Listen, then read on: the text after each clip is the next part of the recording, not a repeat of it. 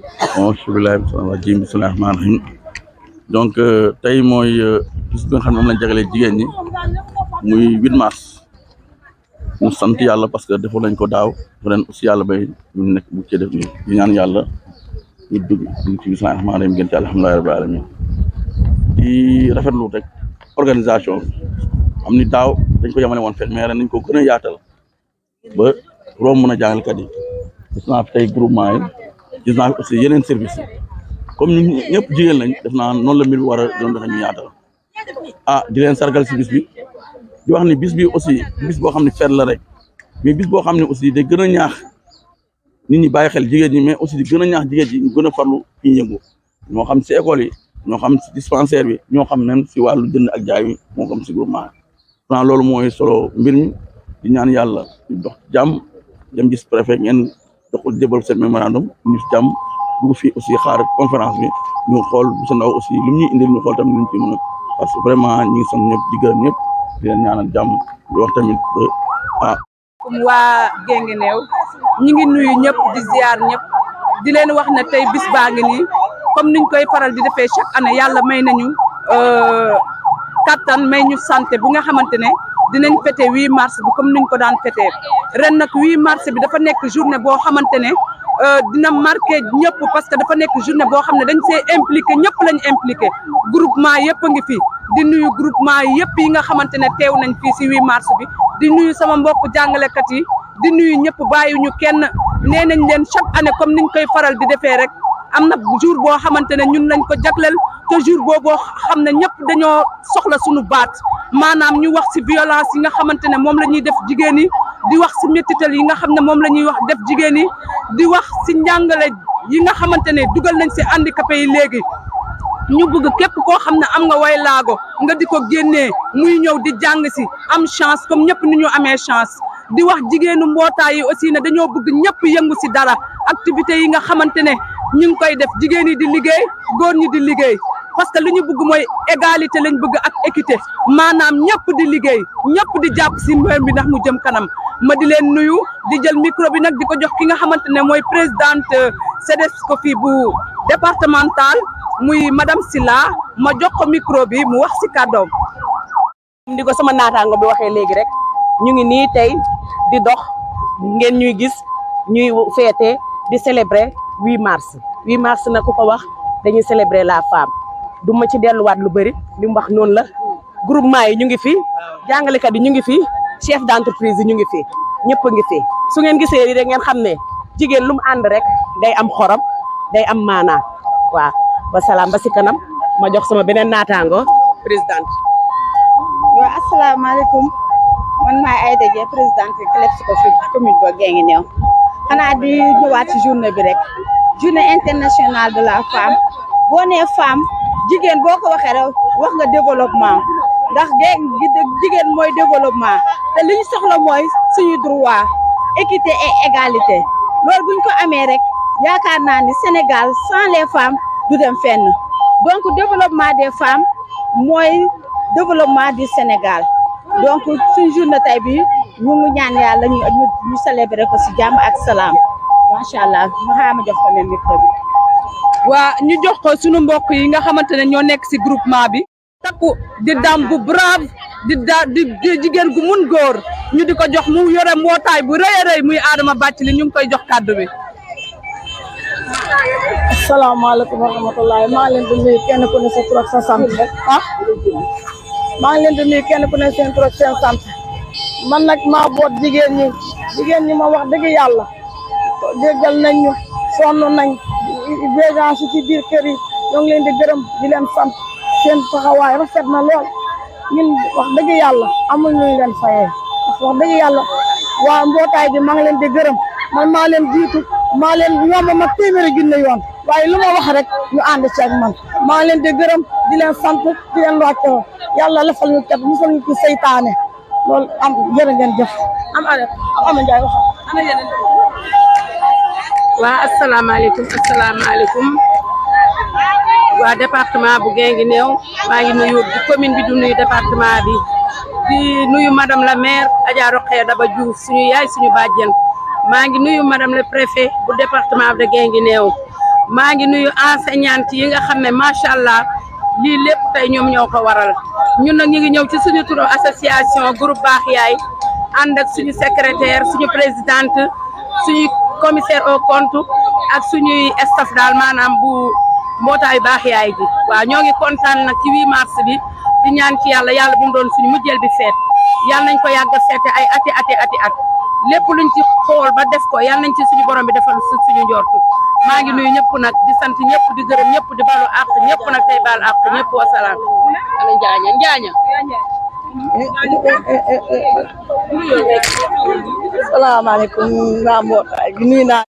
di ci teg Adama Bàcc li ñoom day Ami Njaay ñëpp nuyu naa leen kontaan naa ci yéen bu baax micro bi joxal kii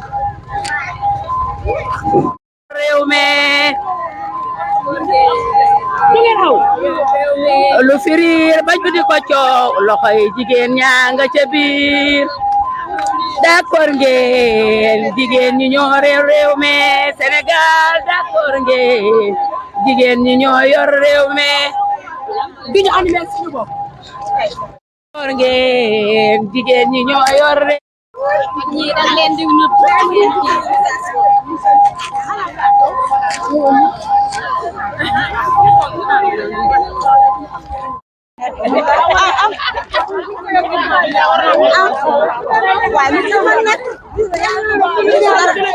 waaw ba tey ñu ngi koy gosi ñu ci man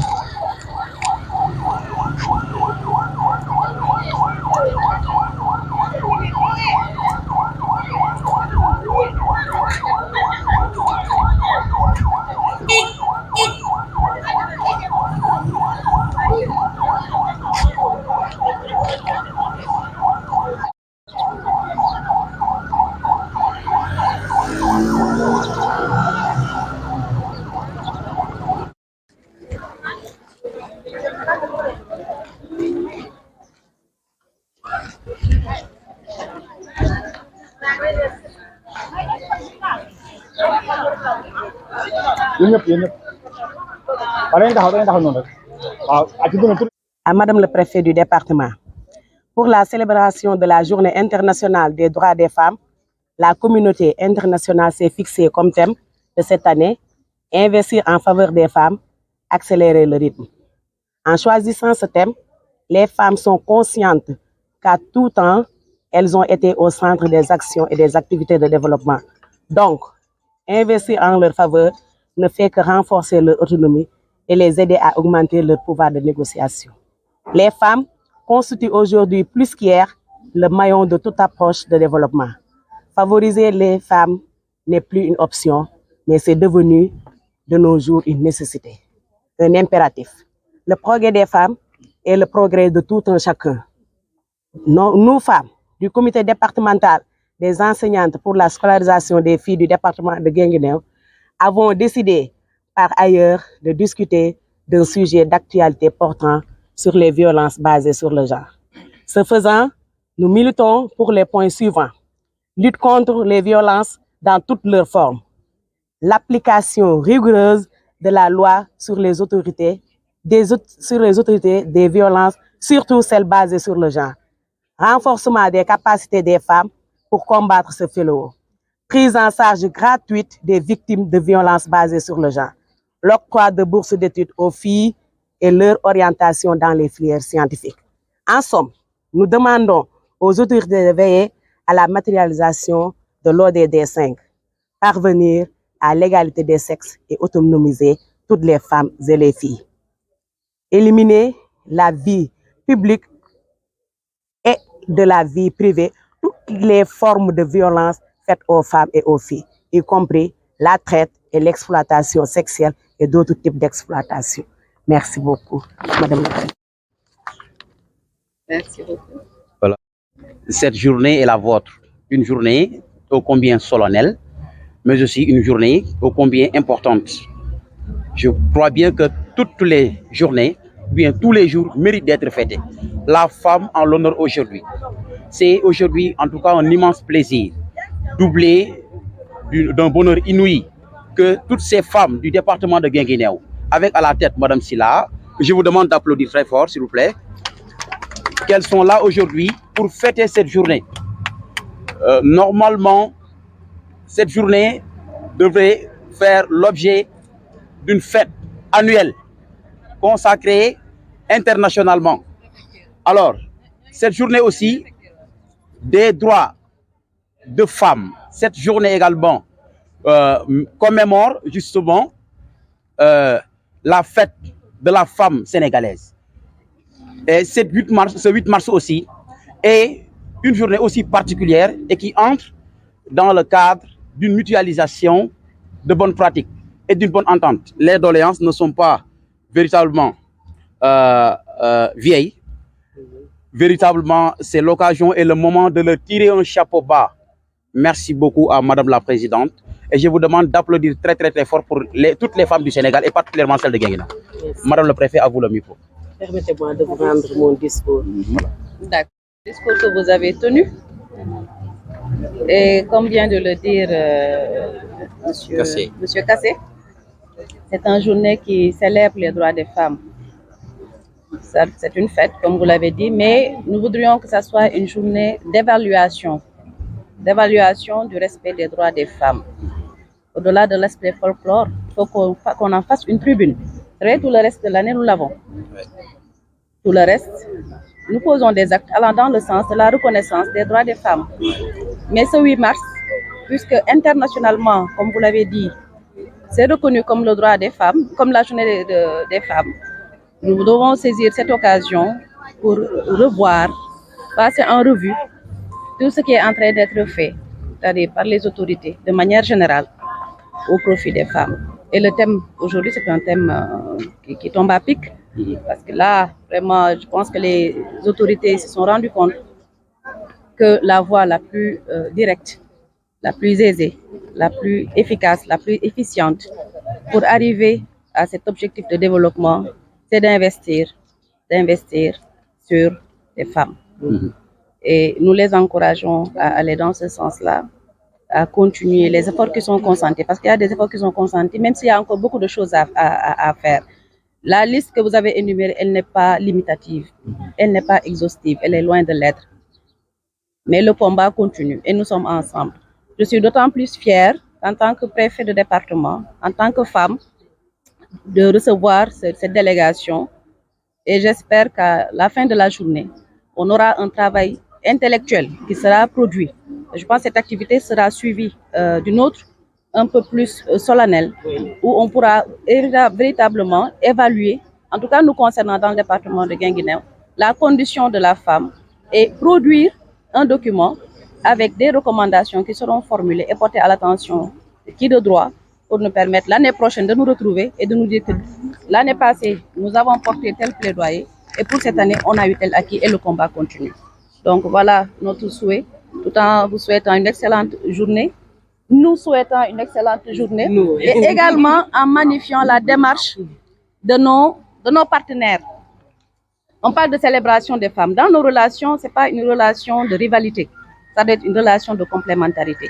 Pourquoi j'ai été agréablement surprise lorsque la délégation pour venir m'accueillir dans la préfecture, venir me chercher dans la préfecture, avait à sa tête l'inspecteur de l'éducation et de la formation. Et je sais que ce n'est pas lié au fait que la structure de base, à la base de cette activité est la SCOFI, en lien avec la scolarisation des filles. Même en dehors de ça, je connais sa disponibilité et son engagement pour la cause féminine. De même que les autres partenaires qui vous accompagnent. Vraiment, c'est l'occasion pour les féliciter et de leur demander de continuer dans ce sens-là. Donc, merci à vous, chers partenaires. Donc, on est ensemble. Et c'est ainsi qu'on pourra construire une société vraiment solide et pourra viser le progrès véritable. Merci encore. Pour démarche bi, naaj bi tàng na waaye li ko jar moo ko jar. Donc, journée 8 mars, kenn dootu ko présenté kenn. Muy journée femme, muy sunu journée ñun ñëpp.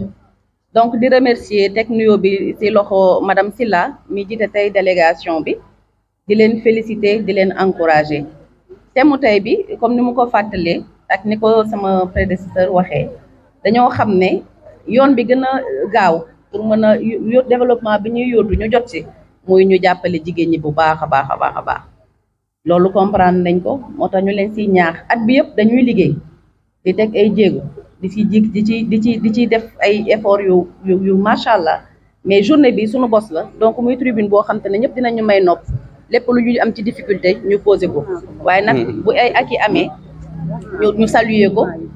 remercier ñi nga xamante ne ñu ngi ciy xeex di wax nag ak activité bi tegu ci bii nii muy panel bi randonnée pédestre bi am na beneen activité bu ciy tegu ñu mettre ko à profit pour produire document bi nga xamante ne tey bu ñu ko jébbalee suñuy njiit dinañ si mën a sukkandiku pour jël ay mesures yi nga xamante ne dinañ si gis suñu bopp bu baax a baax a baax de sorte que année prochaine maanaam déwén suñu amaatee ndaje boo xamante ne dans le cadre du 8 mars de la célébration de cette journée des femmes dinañ ne ñun kat daaw bi ñu liggéeyee Guinguinéo département Guinguinéo lii la teg te gis nañ ci suñu bopp te dañuy continuer wéyal liggéey bi di remercier également bu baax a baax suñu càmmi ñi ñu àndal ndax bu ñu journée de la femme wala ñu wax ay parité wala leneen loo xam ne c'est en lien avec les questions de genre on a tendance à croire que dañuy nekk ci relation de rivalité kan moo mën moroomam or du loolu mooy jëmale société bi kanam suñu càmmiñ yi ñooy suñuy borom kër suñuy càmmiñ lañ suñuy ñoo bokk lépp donc tant que ñu ngi ku nekk di mottali moroomam je pense loolu mooy permettre société bi jëm kanam ma leen di remercier bu baax a baax di si jiital yëf mi nga xamante ne bàyyi na yitteem yëpp accompagner la te xam naa ne c'est pas parce que SCOFI moo nekk ci activité bi bu du woon SCOFI tamit taxawaay bi muy am tamit dina ko am di ko remercier bu baax a baax ak ñëpp ñu mu àndal di leen wax leen nii la ñooy àndandoo dóorandoo pour ñu mën a jëm kanam jërëjëf.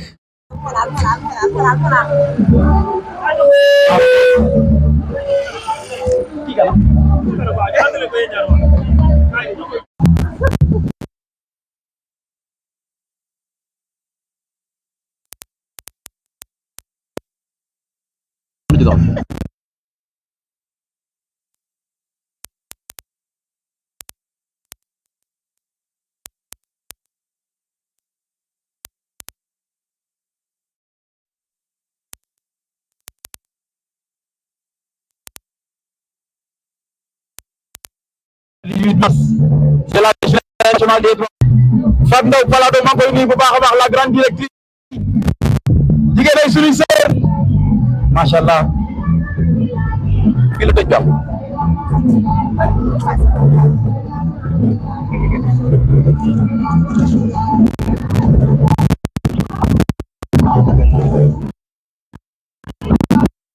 bureau genre suñu doole ak suñu xel ak suñu xalaat yëpp ñun jigéen ñi ñu ngi koy def léegi pour jëmale Sénégal kanam ndax xam ngeen ne fu mu toll nii benn jigéen toogatul jigéen yaa ngi ci waañ bi jigéen yaa ngi ci bureau yi jigéen yaa ngi ci entreprise yi jigéen yi ñoo nekk chef de service bi parce que boo leen ko gisee sax madame le préfet moo fi nekk ñun ñu takku tey ànd ak groupement yëpp yi nga xamante ne ñu ngi biir Guinguinéo di wane suñu bopp pour rek ñu bañ a ñoo métital pour ñu bañ ñu arrêté violence yi nga xam ne ñoom ñu koy defal muy violence ci wax muy violence ci xeex muy violence ci kayit muy violence ci wàllu liggéey bi lépp loo xamante ne day métital jigéen rek ñun dañ ciy takku pour bu deñ te yaakaar naa ne dina deñ de ndax ñu ngi dooleel suñu doom yi jigéen yi ñu am ay dinañu mën a défendre may nuyu groupement yëpp di groupe di nuyu jàngalekat yëpp macha allah mobilisation bi rafet na taxawaay bi rafet na di ñaax sama mbokk jàngalekat yi engagement di nekk ci directeur di nekk ay directrice di dem ci àll bi di daan suñu doole parce que ñun loolu la ñu xam maa ngi jël parole bi nag di ko jox groupement yi ku ci nekk wax sa xalaat yoon ñoo ma jiital maa ngi leen di gërëm di leen sant mënu maa wax sama xol dafa sedd ndax lii moom dara fay ko jàmm ci la lépp xaj yal nañu yàlla lafal cat te musal ñu ci seytaane ak musiba ak balaa maa ngi gërëm ñëpp di sant ñëpp dëkk si Guinguinéo génn nga ñu bokk bés bi liggéeyandoo ko ba mu rafet defar activité bokk ko di préciser nag groupement féminin yi duñ leen des suñu ginnaaw conseillère municipale yi des suñu ginnaaw yeneen secteurs yi jaaykat yi ñëpp ñu ngi si organisation bi ànd ko CLEPS ko fi départemental du toutes les communes 12 communes du département de Guinguinéo kon bis bi suñ bis la femme égale développement sans les femmes dëkk bi du dem fenn du yëngu activité yoo xamante ne de reproductrice ñu ngi fi jigéen ñaa ngi ko yor place yi nga xamante ne fi góor ñi di nekk jigéen ñaa nga fa ñuy ñaax suñ mbokk jigéen ñi mbokk yaay yi parce que jigéen mooy yaay mooy sœur mooy mag mooy lépp ñu wax suñ doom yi rawatina xale yu jigéen ñi ñafa leen éducation inclusive mooy koo xam ne yaa ngi doxaale musulma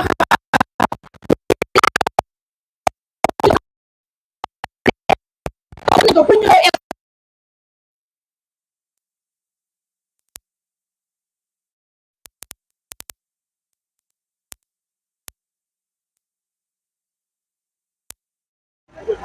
def groupement nag union départementale des groupements de promotion féminine ci tutelu Mané Ndiaye ñu ngi leen di nuyu di leen sargal tubaarkaala 8 mars yàgg na fi am de waaye bu tey bii référence la fi bu tey bii macha allah mention spéciale ñu ngi leen di gërëm ñu ngi leen di sant seen initiative bi ngeen def boole muy benn groupement yi association yi mbootaay yi comité yi yëpp ngeen def ko benn ñu ngi leen di ñaanal ñu ngi leen di souhaiter bonne fête ñu ngi leen di souhaiter bonne fête waaye ne si sargal madame le préfet Ngoné Cissé tubaarkalla sa fête bii tey njëkk ci ngin ngi néew ñu ngi lay ñaanal mu jig la jig madame honorable député Rokhaya Diouf vive ngin ngi néew vive la femme kenn mënta wax développement sans la femme kon macha allah Serif Sey ñu ngi lay ñaanal Sey yal na yàlla barkeel jërë ngeen jëf ñu ngi leen di ñaanal. fi am 8 mars aussi yàgg na fi am waaye bu mel nii tubaarkalla nga xam ne tey jii route nationale bu Guinguinéo foo sànni batt mu tàkk ngeen koy dund en exclusivité sur Sewinfo TV yéen a ngi koy dund ci àdduna bi 8 mars ñëpp a koy dund waaye tey jii fii ci département de Guinguinéo gàcce ngalaama toutes ces vaillantes dames du département de Guinguinéo gàcce ngalaama à la Clefsco-Fille de la commune de Guinguinéo gàcce ngalaama Amazone Sélinguer waaye gàcce ngalaama ki nga xam ne la cellule genre ay reetu Diop ndeysaan sama jigéen wax na ko léegi moom dafa nekk jàmbaar yi fekk tëdd nekk ñooy xare c'est l'occasion aujourd'hui et le moment de tirer un chapeau bas à toutes ces femmes de la région de Kaolack du département de Guinguinéo nga xam ne et n'ont ménagé aucun effort pour que la fête en tout cas puisse se passer dans d'excellentes conditions donc c'est le moment COSEF département de Guinguinéo COSEF ma leen di nuyu bu baax a baax sous la houlette de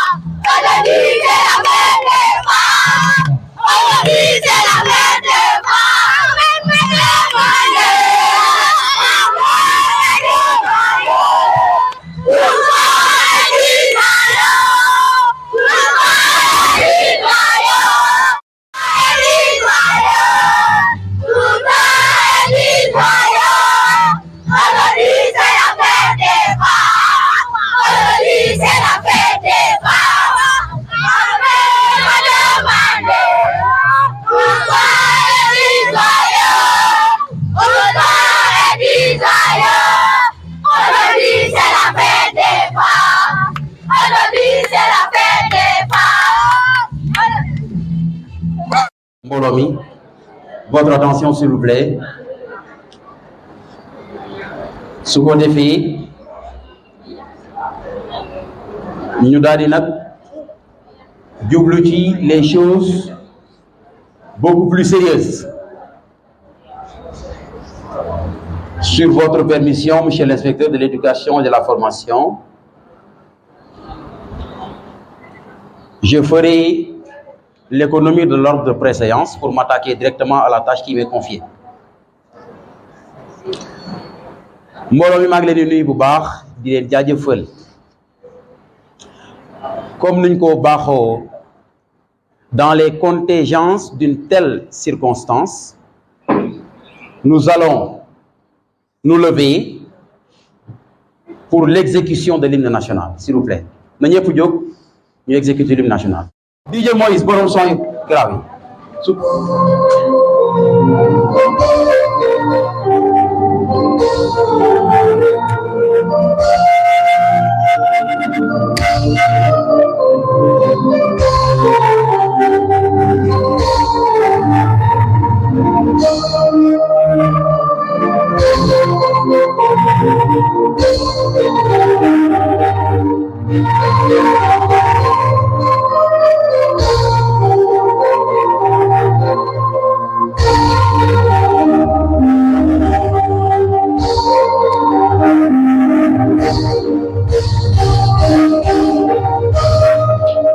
merci.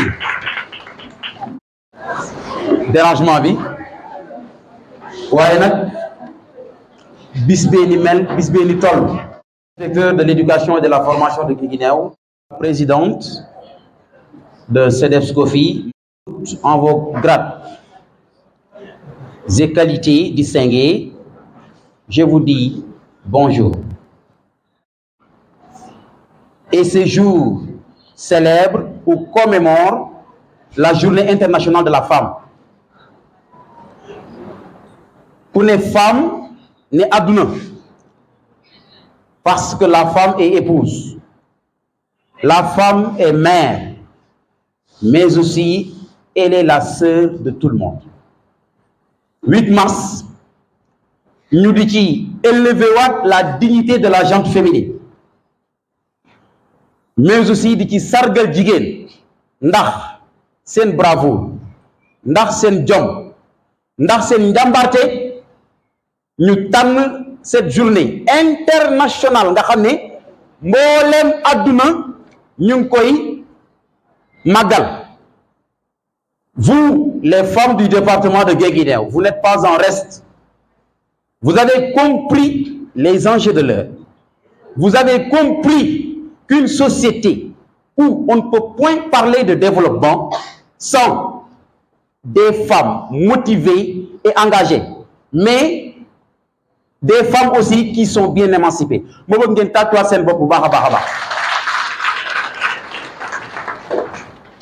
Ce jour de célébration de celle que Aminata Sow Fall considère comme étant le rôle le plus difficile dans la société. Je l'ai dit tout à l'heure, la femme est épouse, elle est mère, mais aussi elle est sœur de tout le monde. Quand on parle de Cheikh Ahmadou Bamba, c'est grâce à Mame Diarra Bousso. Quand on parle de Mame Baye Niass, c'est grâce à Mame Astou Diankha. On parle de El Hadji Malick Sy, c'est grâce à Mame Fawa Douele. On parle de Cheikh Omar Foutiyou Tall, c'est grâce à Mame Adama Aïssé. C'est pour dire que les femmes ont toujours joué les rôles conquérants et les rôles guerriers pour que la société puisse devenir ce qu'elle est aujourd'hui.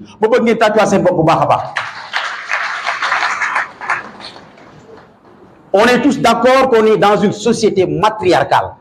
c'est-à-dire marquée par l'avènement des femmes. Le thème est bien choisi, le décor bien campé. Machallah, kon damay dadi fësal li nga xam ne mooy chronogramme bis bi ndax ku guddee doo guddal dañ koy tijjee ci ay ñaan d'abord. Ensuite il y aura le discours ou bien le mot de bienvenue bi nga xam ne moom mooy développement communautaire. Ensuite l'éminent professeur Michel Ndaw ici présent, en collaboration ou bien en conformité avec le thème investir en faveur des femmes. Voilà, ce qu'on a fait, la violence basée sur le genre. Si on parle de ça, on va faire des prières. C'est l'occasion et le moment nous fatali chez l'inspecteur des femmes qui ont marqué le monde entier. C'est des femmes qui ont marqué la vie du Sénégal. Nous avons dit, bu bis bi amé dañ té bay sen waar bu mat sëkk ba nga xamné tay ji ñooñu ay boussole lañ ay référence lañ ci képp kuy jigéen. Wax naa ko léegi Mame Fawa Douele, Mame Astou Diankha, Mame Sokhna Diarra Bousso entre autres ñooñu dañoo liggéey boo xamante ni tey jii Lat Sukaabe Ngoné Dièye était alité au point que le royaume de Ron succombait. Sa fille Ngoné Latyr, 17 ans là, c'est elle qui a dirigé la bataille de Ngangaran de 1695. Quand le roi est alité, les Maures du Trarza ont attaqué l'empire du Baol, ou le royaume du Baol. En ce moment, Lat Sukaabe Ngoné Dièye était Baol, Teigne du Baol et Damel du Kayor. Ce jour-là, c'est elle, Ngoné Latyr, 17 ans, qui s'est enfermée avec son papa. Elle a dit à son papa, nous sommes attaqués par les Maures du Trarza. Laisse-moi enfourcher ton cheval. Laisse-moi porter ton manteau. La seule chose que je vais changer aujourd'hui, c'est la devise du cheval qui avait pour nom Magané. Je vais changer cette devise en Ndeyel Nek, secret de chambre. Lui m'a dit, et je sais que ce ne sera pas toi. C'est elle, Ngoné Latyr, qui avait l'âge de 17 ans et qui était une fille extrêmement juvénile et jeune. Maman portait la bataille de Ngangaran de 1695. Portait le bonnet, et quand elle est sortie, le royaume avait cru que c'est son père qui était sorti et qui avait dirigé la bataille de Ngangaran. Les Maures du Trarza, la bataille a eu lieu à Ngangaran. Les Maures du Trarza, qui est Ngoné Latyr, Daké, la fille, bien entendu, Daké, va gagner la bataille. Et quand la victoire fut acquise, elle a enlevé le bonnet. Les rastas jaillissaient de gauche à droite. Mounelen Gour Barna, Jigen Barna. Nyari loxo moy tak tubay, waye ñaari loxo aussi moy tak seur. Lool yakarna ci tarikh dama ko don lay tayé bis bi rek. C'était juste pour que nous comprendre l'enjeu énorme du 8 mars. Éducation. Ñuy gërëm ak sant encore Aïda Dieng ñi sama sang nek président du SCOFI Guinguinéo. Ñu koy gërëm di ko sant. Di leen nuyu nag ak di leen gërëm ci turu madame la maire heure bi daaw lañ fi teewoon waaye wax dëgg yàlla bu ñu fi teewaatee tey day ñaan yàlla teew fi déwén yu bare bare seetlu nañu ni salle bi ni mu meloon daaw melu ko ren ni mu meloon daaw melu ko ren ndax mbooloo mooy doole bi ñu ñëwee wax ko madame la maire ñu ko SCOFI dafa bëgg a taxawaat ci 8 mars bi sargal bis bi dafa leen di suma sañoon ngeen boole ci jigéen ñi Guinguinéo yëpp boole ci groupement féminin yi boole ci GPF yi boole ci bàjjenu gox yi ak képp kuy jigéen te taxaw ci Guinguinéo ngeen boole ci yaakaar naa ne ba ngeen ko defee rëccu leen da wax dëgg yàlla rafetaay saal bi rafet na teew ngeen taxaw ngeen ci seen bis li ngeen ci war def ngeen kon ñoo ngi leen di encore gërëm di leen sant di leen ñaanal di ñaan bis bi nga xam ne mooy bisi 8 mars taxawal di ci fexe di ci ñaan yàlla itamit suñuy mbir di ko ci mën a waxtaane ndax bisi 8 mars rek la jigéen am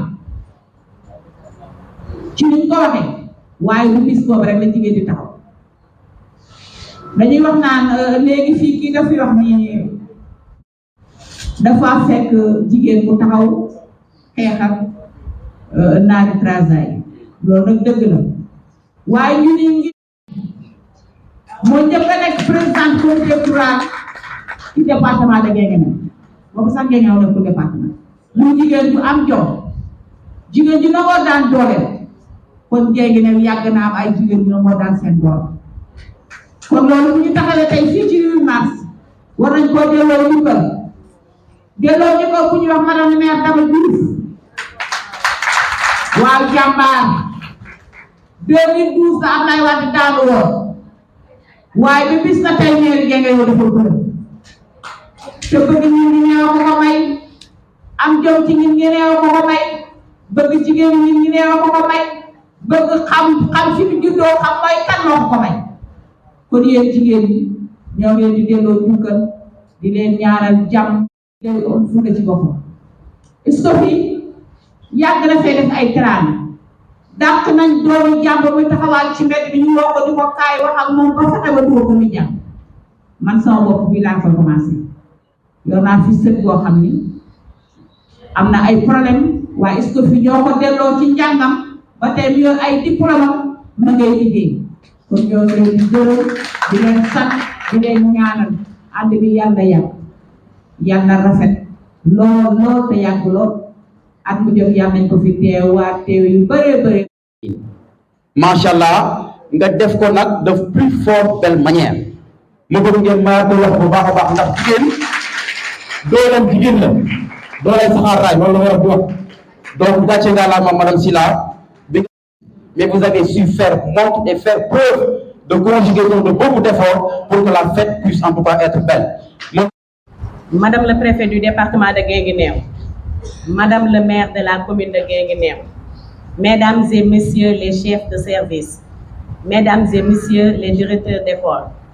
Monsieur l'inspecteur de l'éducation et de la formation du département et l'ensemble de ses collaborateurs, Mesdames les membres des clubs Scofi, Mesdames les présidentes des clubs Scofi, Mesdames les membres du bureau du CEDEP Scofi,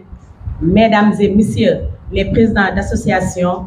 Mesdames et Messieurs les chefs d'entreprise responsables d'organismes publics et privés, Mesdames et Messieurs les parents d'élèves, chers enseignants, honorables invités. C'est avec un immense plaisir que je prends la parole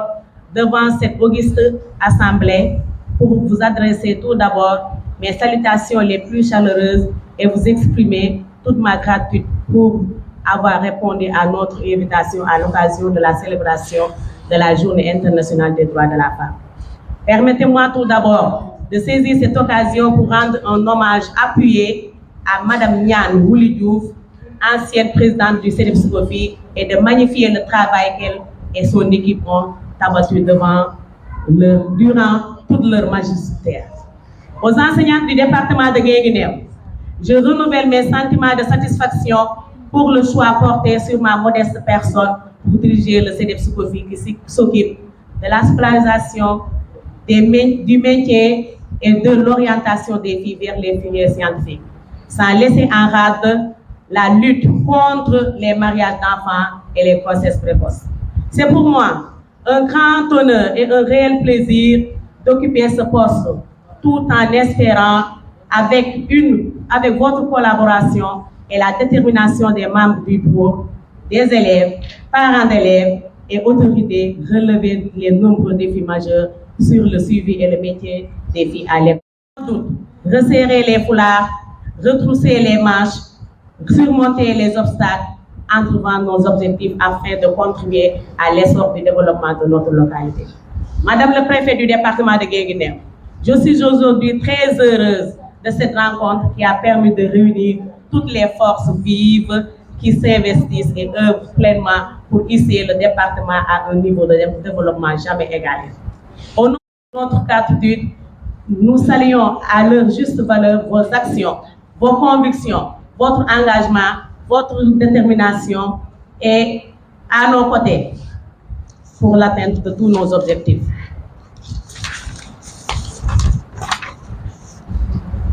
Cette dynamique d'ensemble engagée permet au plan local de relever, d'impulser et de favoriser la déclinaison d'actions adoptées aux besoins et à la configuration de notre département. Nous sommes en effet réunis aujourd'hui pour célébrer la Journée internationale des droits de la femme, dont le thème international porte sur investir en faveur des femmes, accélérer le rythme. De tout temps,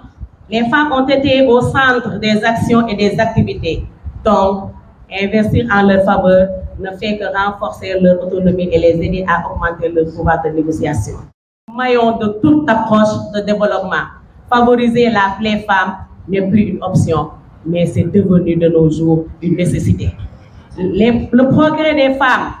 est le progrès de chacun d'entre nous. Le 8 mars 2024, du thème intitulé « Violence basée sur le genre ». Généralement caractérisée par des violences physiques, sexuelles, mentales ou économiques infligées à une personne, particulièrement une femme ou une fille. Le thème inclut le harcèlement, les mutilations génitales, les mariages d'enfants et les abus psychologiques. La violence basée sur le genre peut également comprendre la capacité des femmes à travailler, les isoler socialement, leur faire perdre leur salaire et restreindre leur capacité à prendre soin d'elles-mêmes et de leur vie. Les paroles peuvent tout changer.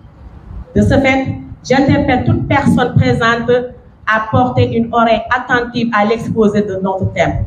Honorables invités, mesdames et messieurs, je ne saurais terminer mes propos sans adresser mes vifs sentiments et ma profonde gratitude à l'endroit de M. El Hadj Abdou Aziz Fall, IF du département, et à l'ensemble de ses collaborateurs.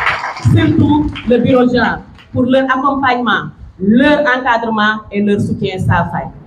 Mes remerciements distingués sont adressés aux membres des clubs Soukofi. Je répète bien, aux membres des clubs Soukofi et à ceux du bureau du CEDEP Soukofi de Guinguinéo, qui, composé de dames engagées et très braves, n'ont ménagé aucun effort pour la réussite de cet événement. Honorables invités, mesdames et messieurs, je remercie toute l'assistance d'avoir répondu présente à notre invitation, plus particulièrement les autorités du département pour leur disponibilité et leur accompagnement. Merci de votre attention.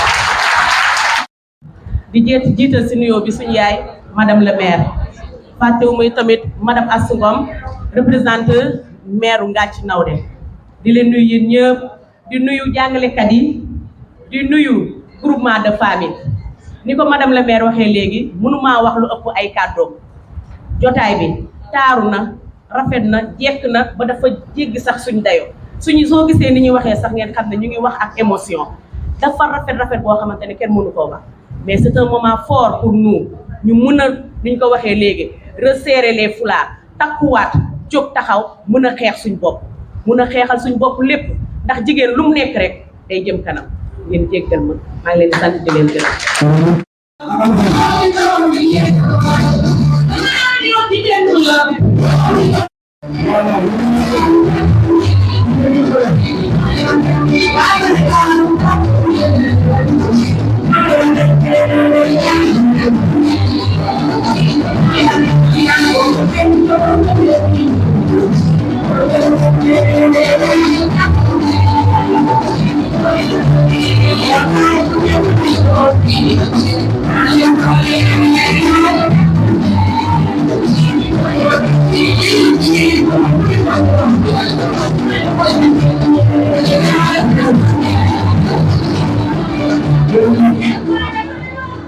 Tout le monde, on m'a pris un peu au dépourvu. Je parle au nom du préfet du département de Guinguinéo, Madame le maire de la commune de Guinguinéo, Madame l'adjointe au maire de la commune de Ngathie Nawde, Monsieur l'inspecteur de l'éducation et de la formation de Guinguinéo, Madame la présidente de la CEDEP Soukofi de Guinguinéo, Madame la directrice de la femme et de la famille de Guinguinéo, Madame Dieng, Madame la présidente de club Soukofi de la commune de Guinguinéo, Madame Aïda Dieng, Monsieur l'inspecteur Ndaw le conférencier, Madame Sokhna Mben Mbaye, femme leader de Guinguinéo, Madame toutes les enseignantes et collègues du département de Guinguinéo. Je salue toute l'assistance et les groupements de promotion féminine qui sont là dans la salle de la mairie de Guinguinéo, qui sont là aussi pour fêter nous aussi en tant que journée de la femme, journée internationale de la femme. Et je souhaite la bienvenue en toute sincérité à toute l'assistante en tant que représentante du préfet du département. Et je magnifie aussi l'organisation de cette journée aujourd'hui qui a pour thème au niveau international investir en faveur des femmes, accélérer le rythme. C'est un thème très important, vraiment. On était dans le terrain sur l'investir en faveur des femmes, mais ça nous reste un peu de travail sur l'accélération pour permettre aux femmes une autonomisation totale par rapport à leurs besoins matinaux Donc, en tant qu'organisation féminine au niveau départemental, il y a un thème local aussi qui est les violences basées sur les genres, qui est très important, qui fait partie aussi de notre portefeuille, avec toutes les femmes, avec tous les leaders, avec tous les acteurs de développement pour lutter contre les violences basées sur le genre. Je pense que l'inspecteur Ndao ne manquera pas de donner vraiment à nos attentes, vraiment par rapport à ce thème, parce qu'on a l'habitude de travailler sur le terrain ensemble aussi ces genres de thèmes. Qui connaît tous nos attentes par rapport à ce thème, Inch'Allah Rabbi, parce qu'on a l'habitude de travailler sur le terrain par rapport à ces genres de thèmes, mais en tant qu'expert aussi sur tout ce qui est violence. Donc, je parle aussi en tant qu'enseignante, parce que je fais partie de la famille enseignante. Je suis enseignante, je suis toujours enseignante. De la famille Sedefskofi de Gossas. Il y a des collègues ici que je reconnais. Je travaille ensemble avec Madame Arietou en tant que bureau partenariat communication et genre du département de Gossas. Escofi, j'ai travaillé durant plusieurs années sur la SCOFI de Gossas. J'étais la secrétaire générale départementale pendant 8 ans. Donc, yaakaar naa ne am na luñ ci xam ndax heure bii daaw on collaborait ensemble avec le CLEPSCOFI de la commune de Guinguinéo. Organisation bi ñu defoon yàlla dafa dogal mënu woon ci teew parce que dafa tombé ñu ma bokk ci jigéen ñi ñu doon sargal au niveau de Gossas, raison pour laquelle j'étais pas présente, mais durant toute l'organisation maa ngi woon ak ñoom sur les réunions en ligne et tout ça. Donc dama leen di féliciter di leen féliciter nag ci mobilisation parce que mobilisation yombul madame la présidente. Mobilisation yombul donc buñ gisee salle bi ni mel nii yaakaar naa ne du lu yomb mais nag nit ñi buñ bokkee bëgg-bëgg lu ñu songandoo dañ koy daan. Le maintien des filles à l'école, mais on parle plus de l'accès. On a un problème de maintien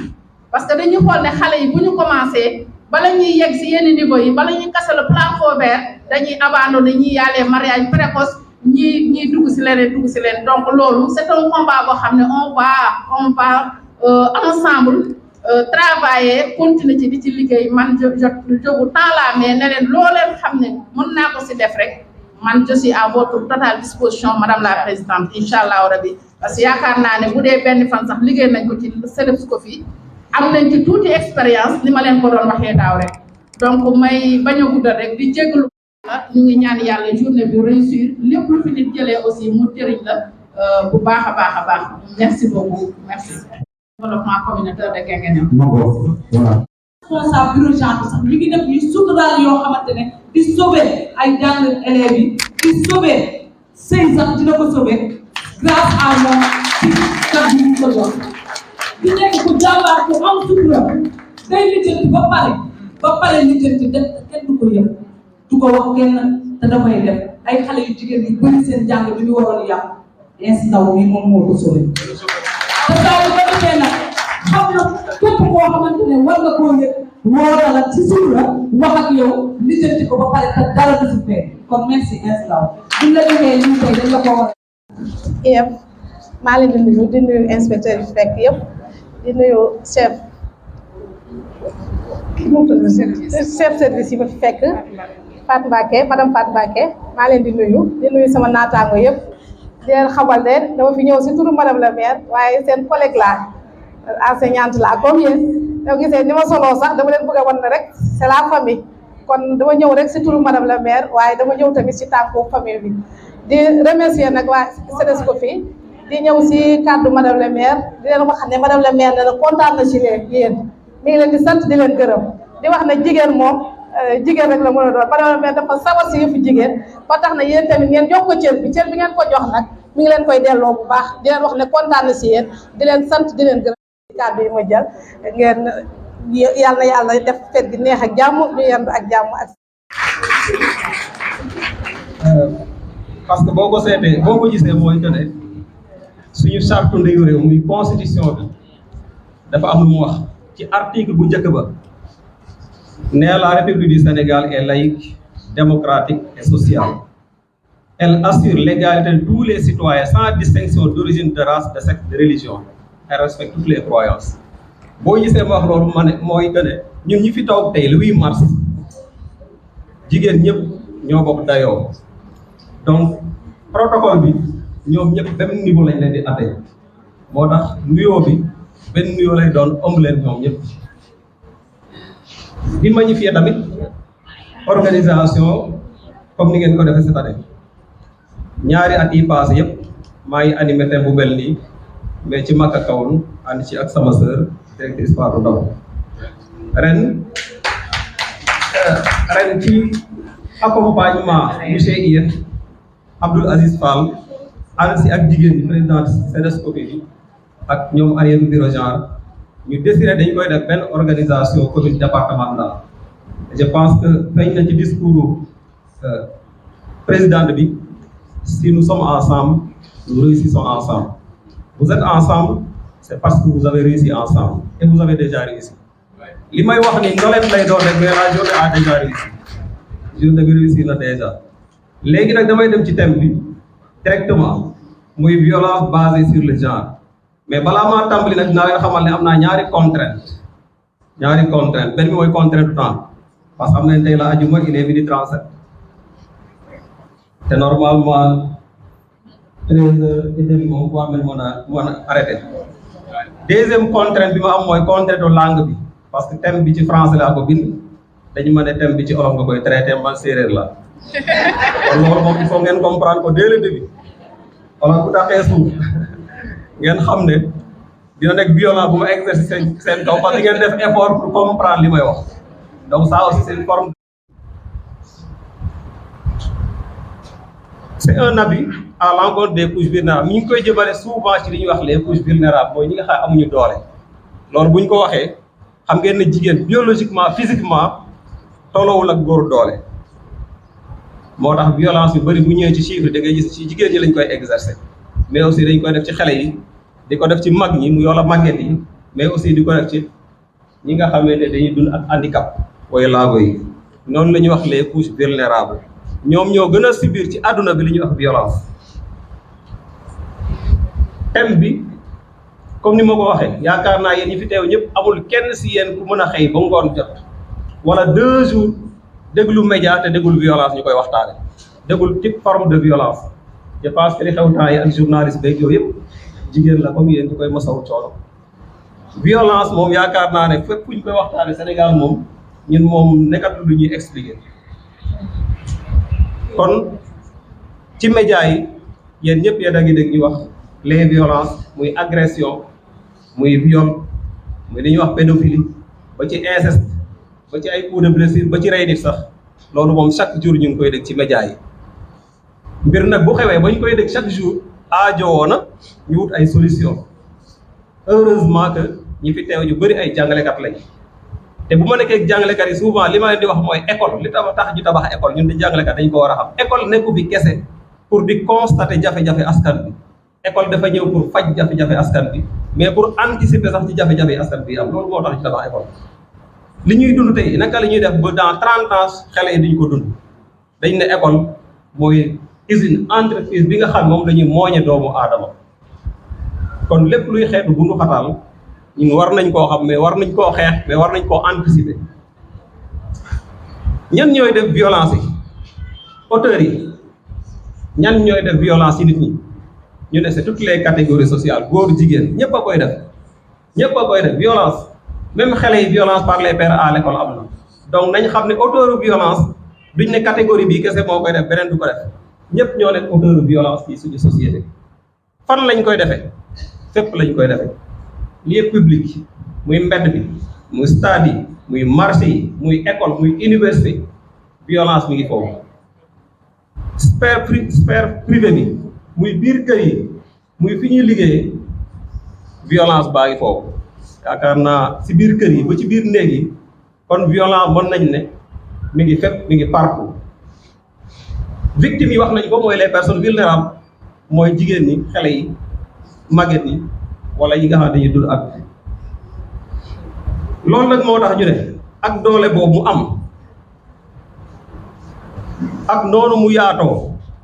ñu ne kon jot na parce que comme ni ñu koy waxee nii dañoo dem ba dañ koo banaliser maintenant li tax ñu banaliser ko mooy parce que dafa yaatu li ñu koy dégg moo bëri benn borom xam-xam dafa mos a wax ne boo bëggee changer askan souvent boo indee lu bees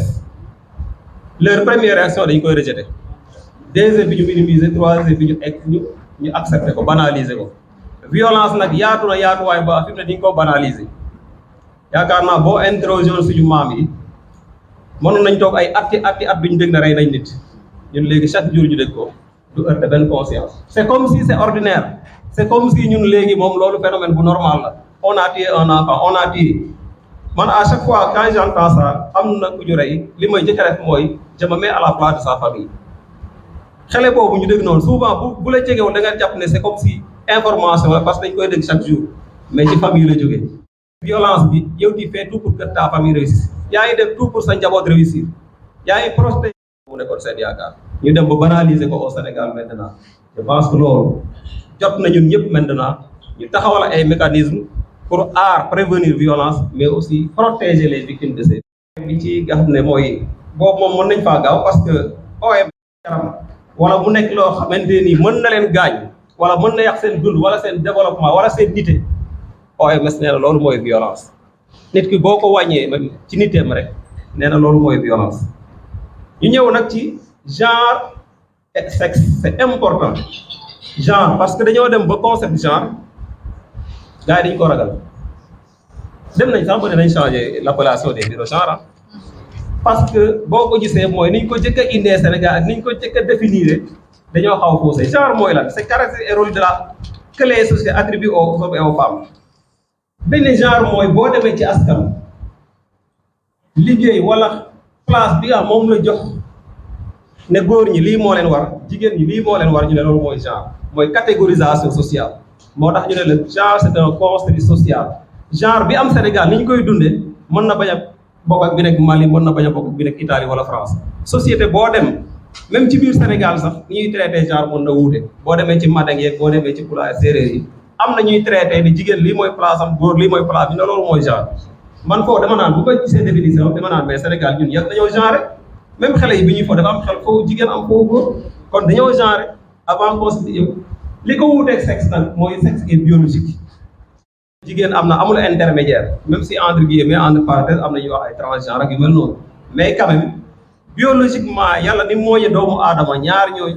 ñoo am ñaari catégorie muy góor ak jigéen yi foofu ngay wax muy genre bu dee sexe nag amul loolu donc ñu ñëw ci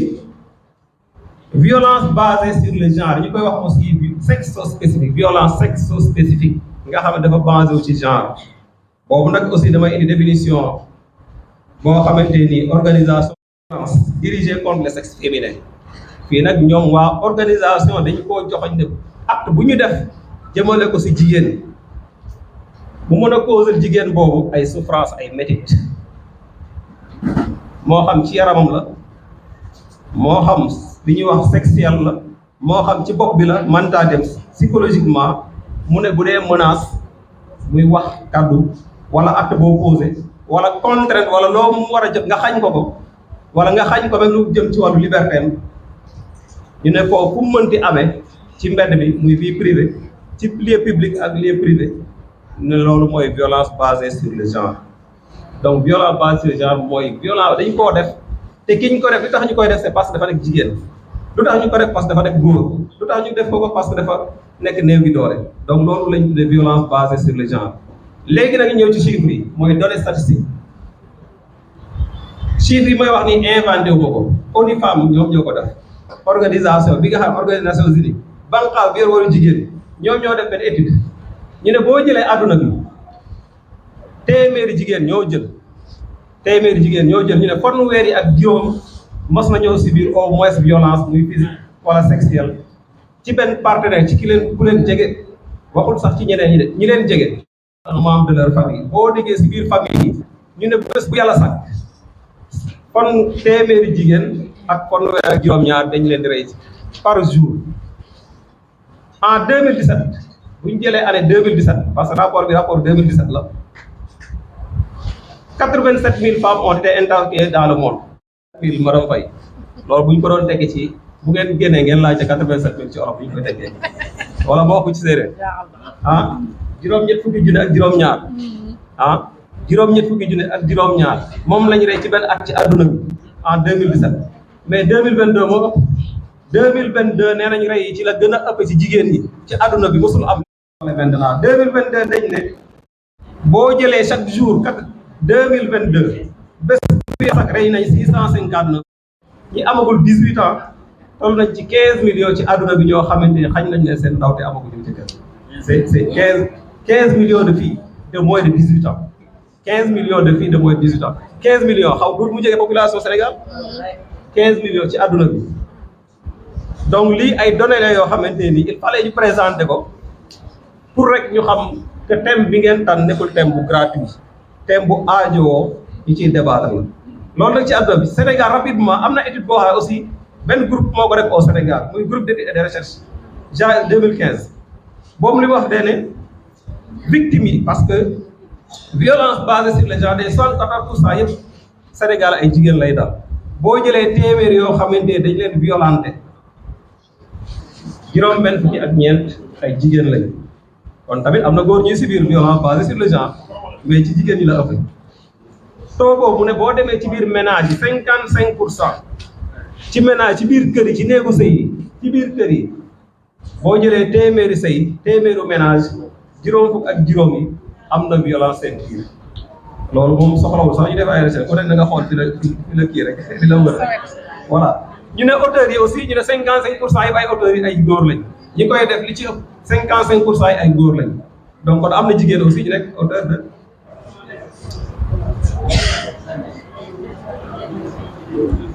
xam naa ñu dolli ci chiffre yi ba léegi au Sénégal ñu ne boo jëlee maintenant ci milieu professionnel mooy fi ñuy liggéey bérébu liggéeykaay yi violence yi bëri na foofu mais nag dañ ne 61% juróom-benn fukk ak benn ay jigéen ñuy liggéey ñu ngi subir violence mais nag ñoom ñu ngi koy muñ fi ñuy liggéey ñu ngi koy démaale mais nag am na ci 9% yoo jaral na leen ñàkk nañ seen liggéey ndax violence ñuy subir am na ci téeméeri jigéen yu liggéey Sénégal ñu ne am na juróom-ñeenti bàyyi nañ fan doon liggéey ndax violence bu ñu exercer seen kaw kon loolu tamit da ngeen gis ne indicateur bu am doole la te nag boo gisee jeetaay yu mel ni am solo dañ ne gis nga ñooñ ci violence yooyu ñuy wax téeméer yoo jël ñaar fa ak ñeent kese ñoom ñooy dem dénoncer seen violence ñoom ñooy dem tribunal parce que dañuy wax ce qu'on appelle la culture du silence mooy nëb nëbal am na ñu ne ko non nañ bàyyi noonu nañ ko lijjanti nañ ko def à l'amiable mais 24% yi ñoom ñoo dem ci tribunaux yi bu ñu jëlee at boobu 2020 ci tribunaux Sénégal yi tribunaux atte yi jëm ci viol 414 procédures de viol ci 12 tribunaux de grande instance Sénégal ci benn at atte nañ fi ñeenti téeméeri dossier ak fukk ak ñeent yoo xam ne ci wàllu viol la jëm en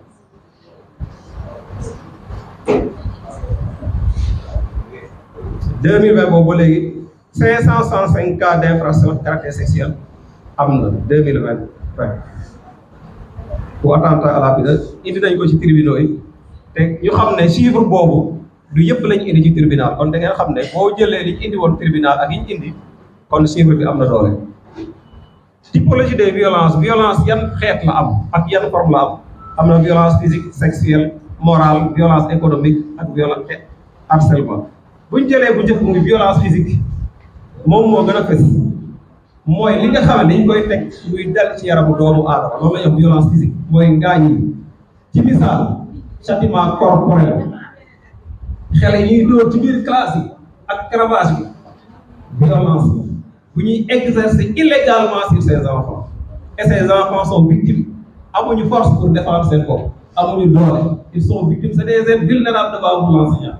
xale yi classe yi ñu la confié xale yi nekk sa kanam noonu c'est des êtres qui sont vulnérables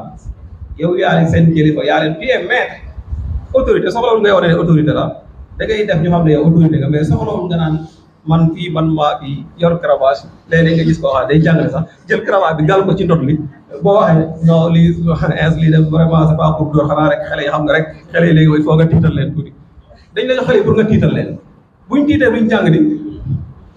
J'ai l'habitude de dire que châtiment corporel, c'est très simple. Les systèmes éducatifs les plus performants dans le monde, système éducatif yi dafa jàngale ci àdduna bi amuñu châtiment corporel te dafa ñu leen jàngale kon mën na ñàkk.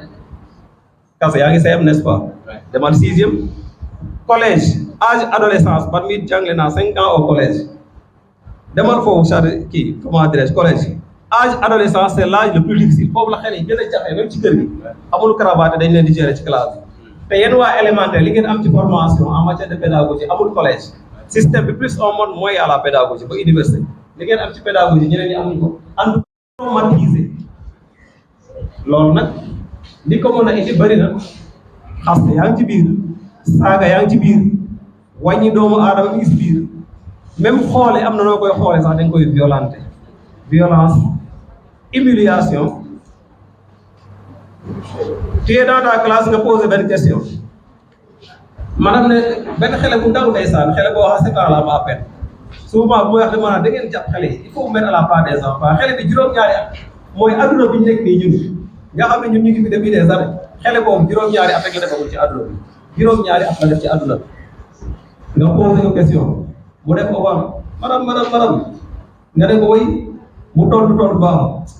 noppil sa bopp bu réy bi xamoo dara xamoo naa mais li nga yàq ci boppam xamoo ko sax da nga blessé xale boobu mën na jaare boobu yàq carrière man am naa sax benn professeur université c'est un professeur de sociologie dem na bu am doctorat professeur sax boo ko waxee professeur spécifique titulaire tabaski wala korité bu ñu mosaana tudde danaan baal naa ñëpp ak ba mu des jàngalekat ba ma yoroon ba may def primaire jàngalekat bu jigéen nee na ndaw soosu man mii dama rëcc mais suñu génération ñu ma dàqoon jàng fépp bàyyi nañ jàng ndax moom parce que ci village la nee na bu ñu mosaana ñëw sa yére yu xotte bi sa bopp mu tilim bi sa bopp bii xas laa xas ba yow finalement foofu ngay jaar ci école bu dee génération moom rescapé la ñu bëri dañoo bàyyi imaginer loolu il faut ñuy moytu kaddu yi ñuy lancé jëmale ko si xale yi maintenant violence économique mooy violence la prise en charge de yow fonctionnaire wala léegi accepté nañ ko léegi doo ko mën a jël en charge ci éducation jàll na léegi voilà loolu xeex moo ko indi góor bu déserté bàyyi famille am bàyyi xale yeeg soxna si loolu ci violence économique la ko parce que daw responsabilité wala même soxna su dem ba tollu diggante nga bàyyi ko fa dem sa yoon doo jël ordonnance doo kii dem nga di xaar peut être sax loolu ci violence économique la ko même parent âgé am sa mag sa papa wala sa yaay wala sa maam mu màgget aussi nga bàyyi ko doo ko topp loolu ci violence économique la ko moom mënatul leen ko war a secourir leen ko war a assister. divorce aussi day am ci sëy yi léeg-léeg am na góor ñoo xam ne dañuy def pour loolu ba say am ay pension alimentaire moom dañuy yéeg wàcc lijjanti yëpp pour que ñoom moom duñ leen topp dara yooyu aussi ci violence économique forme violence économique la ko muy cyberharcèlement mooy dernier forme violence bi loolu xam nga ne bëri na piraté poste ñaata yoon ngeen gis Facebook ku naan man dañoo piraté sama poste lépp lu ngeen fa gis du man dañoo piraté sama poste di fa publier ay vidéo contre nature ay vidéo ay photo yoo xamante ni moom yëgul sax ne xew donc loolu ci forme violence même bu dee ci groupe WhatsApp boo créé wala ci réseaux sociaux si benn page boo xam bu mu mënti doon nga fay bind di ñaawal deru jàmbur yaa ngi koy violenté te loolu yaakaar naa yaatu na léegi moom donc loolu mooy cyber violence li koy indi violence yooyu lan moo leen di indi les causes des violences basées sur les gens très rapidement bokk na ci li koy andi mooy guerre yi xeex wala boog mën nañ ne bu dëgg jaxasoo rek moom violence dafa yem surtout viol xam ngeen ne dëkk yi nga xam ne day am guerre les cas de viol foofu la ñu ëppee parce que loolu bokk na ci li indi violence pauvreté bi aussi yaakaar naa seen thème c'est très investir amul ay moyens mënoo si bëri à tes besoins tu deviens vulnérable loolu aussi pauvreté bi chômage bi insécurité bi drogue bi ñu jëfandikoo alcool bi yooyu yëpp bokk na ci li indi li favoriser viol ay violence te comment encore dañoo àndul ak seen sago benn anecdote rek benn waay bi mu mos a wax ndeysaan moom musulman la am jabaru chrétien dem nag moom ku góor gi naan ba mandi bi mu naanee ba mandi ñëw tuye ci góor gi bii daal beneen diine du am ci kër gi parce que maa bii kër yow déeni bi nga nekk yow li nga def sant la ko yow yaa ngi naan ba mandi yow ba pare bëgg a imposer pour que parce que loolu alcool bi utilisation boo tàggoog sa sago loolu ci cause violence la éclatement de la cellule familiale aussi souvent bu famille bi tasaaroo le plus souvent loolu day yombal violence. Migration exodirale aussi mooy xale yi quitter seen famille yi dem très tôt ci biir yi forme de travail xale yi ñuy liggéey bu metti mais bokk na ci li koy favoriser aussi mooy le silence des victimes de violence mooy violence am na ba pare ñu bañ koo dénoncer bañ cee wax mais bokk na ci facteurs yi ko favoriser mooy ñi muy dal seen kaw aussi seen position ñàkk néew doole moo leen ko def. donc loolu quelques causes la rek xëy na causes yi gën na yaatu noonu yéen yëpp xam ngeen ay causes yu gën a yaatu loolu bu ñëwee ci li muy jur violence ci biir famille bi violence bi muy jur ci biir famille bokk na ci divorce séparation famille bu tasaaroo abandonné famille bi xale yi seen jàng yàqu wala seen niveau baissé bu baax a baax wala ñu dem sax ba rek ay délinquant wala ñu dem ba utiliser drogue wala xale yi dem ba am traumatisme. dama naan dans un couple ci biir kër gi góor ak jigéen yéen ñaar bu ngeen amee problème xam leen ne yéen a ngi causé violence yéen a ngi créé violence ci seen xale yi psychologiquement. les enfants sont en train de subir une forme de violence psychologiquement nga xam ne seen njàng sax mën na see yàqoo. infanticide traumatisme sexuel donc ci biir famille yooyu yëpp ay conséquences ci biir askan bi maintenant ci biir société bi banalisation dem ba comme ni ñu doon wax léegi ñu jàpp ne violence léegi du dara soofantal ko très bien banalisation soofantal violence te loolu léegi ak a yaatu les cas de parce que comme dañoo nekk ak jigéen dem leen tribunal boo fa demee tey est-ce que mën nga faa toog benn kii te fekkoo benn dossier de divorce dañ koo banaliser léegi du dara ci maam bi c'était pas comme ça dañ doon dem nga sëy dangay dem sëy da ngay sëy mais léegi moom yaa woo dal sama téléphone bi du man maa ko dal yaa ko toj tëjuma ko acca demal ma dem. stigmatisation des victimes ci biir société bi aussi dañuy dem ba dañ leen stigmatiser mooy dañuy dem ba ñooñu am benn xoolin bu ñu leen di xool moo tax heureusement on a pris des mesures ci la SNP. léegi da nga man fekkee naa loolu au tribunal xale bu taxaw bu am 7 ans ñu ne dañuy protéger les enfants ñu interroger xale bi devant la barre naan ko lu mu la def mu naan dañoo yéeg ci charrette bi mu def ma lii xale bu ndaw kooku bu paree loolu daf koy travailler toute sa vie durant ñu koy indexé moo tax la confidentialité dafa ne ci principe SNP mooy cas bi bu amee dañ ko gérer mais xale bi duñ ko exposer dañuy principe bi ñuy wax principe bi ñuy wax intérêt supérieur de l'enfant mooy xale bi ñu jiital intérêt bu ma nee xale bi aussi muy victime bi rek muy jigéen ak yooyu bu dee ci wàllu santé wàllu wér-gu-yaram si jigéen bi ay grossesse non désirée ëmb yoo xamante ni bëggoo ko léeg-léeg nga dem sax ba yàq ëmb bi léeg-léeg sax nga gis xale jigéen boo xam dafa rey doom ji jàpp ko tëj ko pendant 20 ans 10 ans fekk moom pare elle a été victime d'un viol jële ci grossesse ainsi xamul nu muy def amul conseiller dund seul jël xale bi sànni ko ñu jàpp tëj ana auteur u viol bi auteur u kii bi l'origine n'est pas connue donc loolu aussi ci biir santé bi ba ci ay complications am na ñoo xam foofu lañ jaare seen dund pratiquement mënatuñoo am doom ñi bëggatuñoo sëy ñi am ay VIH sida ñi am problème mu santé yoo xam ne donc psychologiquement aussi violence bi muy def mooy di nga dem ba yow da ngay li ñuy perte d'estime de soi mooy dem ba yow xeeb sa bopp jàpp ne yow bokkatoo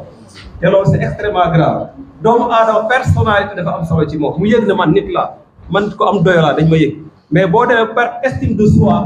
tu te sens inférieur da ngay jàpp ne bokkatoo loolu aussi violence da koy def dépression am na ñoo dañuy dem ba dof loo leen fii nii ci biir département ngi ne bi am nañu benn élève boo bañ ko violenté léegi mu ngi université mais c'est son propre frère qui me dit que day jékki-jékki rek mu tëb ndax affaire te ba mu ñuy def élémentaire lañ ko violé élémentaire mi ngi université mais day jékki-jékki affaire bi arrivé psychologiquement am na ñoo dañuy perdre seen cerveau dañuy jaxasoo réfléchir soit agressivité dem ba yow finalement mooy perte d'estime bi rek bokkatoo si lan boo da ngay nekk si biir nit ñi mel ni nekkoo yaa ngi nii rek physiquement mais mentalement tu n'es pas là wala ne mën nga dem sax ba agressif iñaan soxor si ñëpp changer comportement ñu naan dafa bon fekk li ko waral dëgg leneen la am na lu ko jur donc loolu mooy conséquence u violence ñu gaaw rapidement ci cadre yi maintenant mooy lan lañ teg maintenant loolu bu amee est-ce que dañuy toog seetaan rek nii non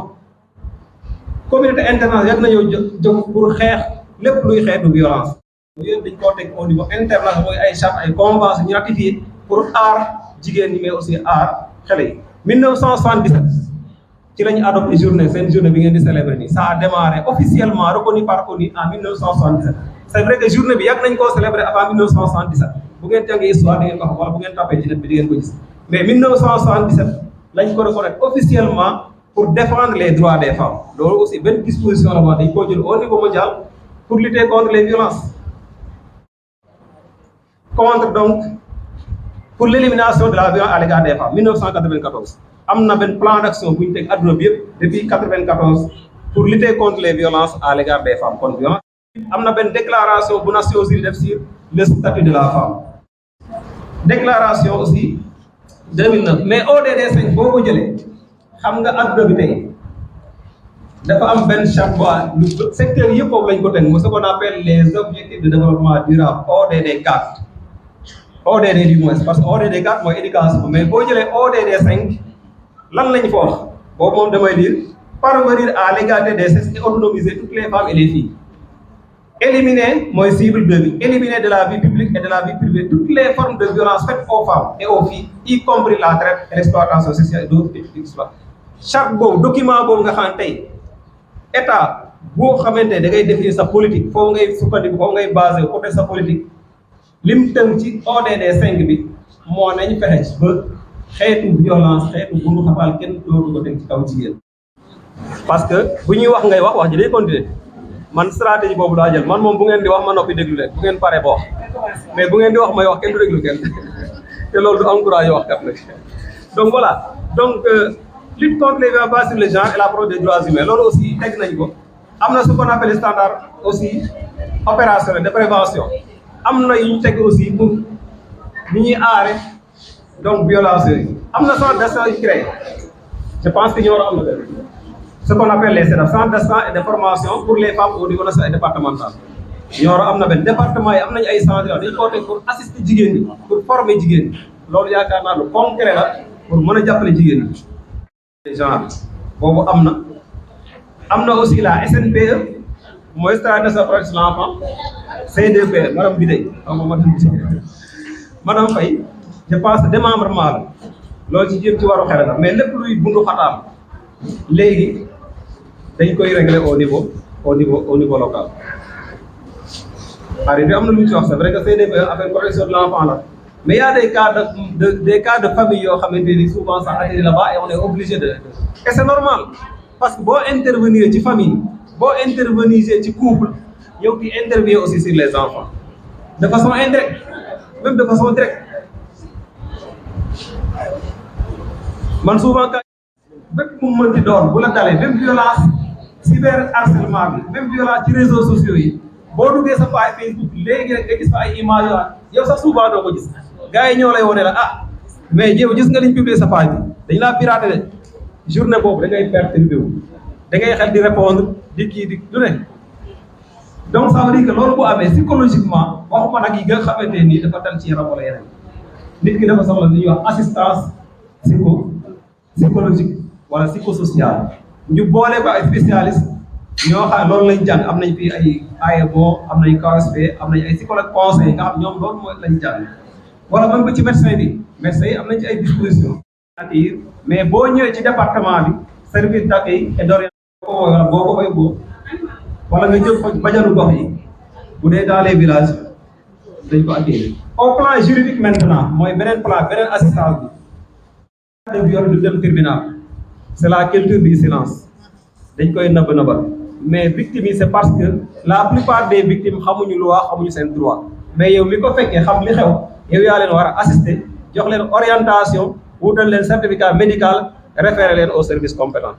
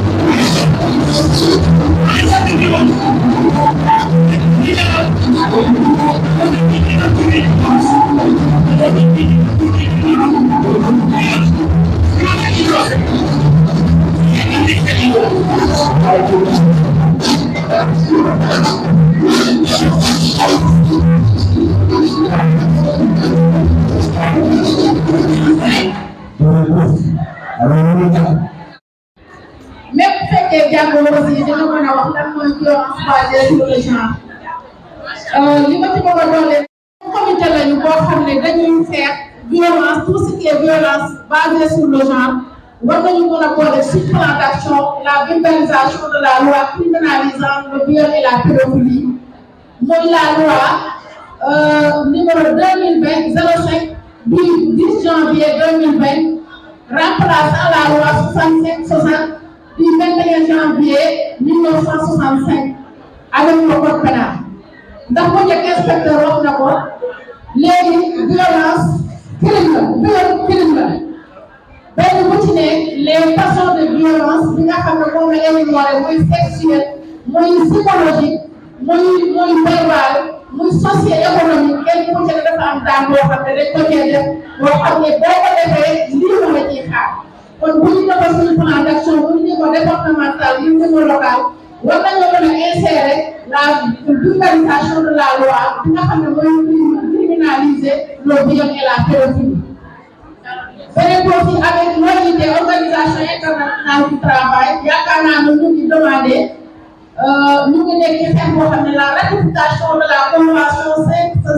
190 loolu nga xam ne moom mooy wax ci tout ce qui est de violence et harcèlement loolu aussi war naa mën a fekk suñu des journées de sensibilisation ak dénonciation kii di dénonciation mun nag wax di victime en cas de viol dénonciation daf ci am solo inspecteur wax na ko au niveau du ministère de la femme de la famille am na benn direction boo xam ne ñu koy wax Allo 116 boobu aussi war nañ koo mën a sensibiliser ci population bi nga xam ne en cas de viol bu amati ak harcèlement bu am victime bi ci boppam war naa mën a def dénonciation day c'est un kii ligne téléphonique boo xam ne c'est pas payant doo fay dara dangay woote 116 yaa am na ñoo xam ne dañuy nekk en permanence 24 heures sur 24 jarul ñu xam yow la kan jarul ñu xam kan moo la def wala lan dangay dénoncer wax fi nga dëkk danañ lay yebal fi nga war a dem muy APROFES muy AGS mooy association des juristes sénégalaises muy aussi APROFES nga xam ne dafay saytu lépp luy métti yéen ci jigéen ñi muy les CDPE bu mu mën a doon moo xam ne moo la gën a jege danañ la fa orienté déglu la accompagner la donc loolu aussi dafa nekk loo xam ne lu am solo la ci biir. Par rapport à la dénonciation aussi les victimes doivent se rendre au niveau des médecins police inspecteurs wax na ko les ONG les CDPE aussi vulgarisation à ratification C190 donc loolu laa ci bëggoon a doon li ñu boole ko ci sensibilisation xamal nit ñi nga xam ne ñooy population. lu ñuy jëfee la mais du lu ñuy jàpp si bopp te comme ñun jàngalekat yi ñun ñoo fi teew ñu dégg la li nga wax ci classe bi entre les enseignants et les enfants donc ñun ñoo war a jël engagement tey aujourd'hui là maintenant de violence faite aux enfants dans le cadre scolaire bàyyi nañu loolu inspecteur moom moo ñu ci ñaar man maa ngi lay invité waaw en tant que chef de service départemental de la femme et de la famille et surtout pour la protection des enfants maa ngi leen di ñaan sama mbokk jàngalekat yi parce que man xam ngeen ne je vais mourir enseignant maa ngi leen di ñaan jël engagement xool naka la ñuy def ba cette violence là faite aux enfants dans les classes ñu bàyyi ko na moom nañu leen di xool ak bët def ndànk ak ñoom am na noo xamante ni ñu ko exemple bi ñu inspecteur jox suñ ci toppee rek incha allah dinañ mën di defar xale yi te violence dootul amati waaw bu loolu weesoo maa ngi féliciter la présidente félicitations maa ngi félicité waa SCOFI vraiment vous avez fait un travail de titan vous avez été exceptionnel jekki na rafet na. Madame le sous-préfet du département de sous-préfet de Mbadakhoune jërëjëf.